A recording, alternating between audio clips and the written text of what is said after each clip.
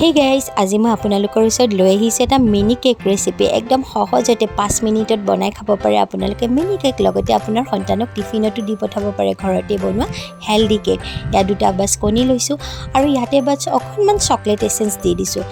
সেন্টটো বিৰাট ধুনীয়া ওলাই আৰু ইয়াতে মই অকণমান এতিয়া মানে হাফ বাউল চেনি দি দিলোঁ ভালদৰে এতিয়া এইখিনি মই মিক্স কৰি ল'ম তাৰপিছত ইয়াতে মই 2 চামুচ ৰিফাইন অইল দিছোঁ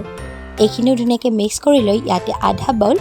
ময়দা লগতে আধা চামুচ মই দি দিছোঁ বেকিং পাউডাৰ এইখিনি মিক্স কৰাৰ পিছত বাছ পেনখনত অকণমান ৰিফাইন অইল লগাই লৈছোঁ আৰু গৰম হ'বলৈ দিছোঁ তাৰপিছত ইয়াতে মই এচামুচকৈ ধুনীয়াকৈ পেনখনত বহাই দিছোঁ আৰু 3 মিনিটমান ঢাকনিখন ঢাকি দিছোঁ 3 মিনিটমান পিছত ইয়াক মই ধুনীয়াকৈ আকৌ লুটিয়াই দিম লুটিয়াই দিয়াৰ পিছত 2 মিনিটমান সময়ৰ পিছতে আমাৰ হৈ গ'ল কেক ৰেডি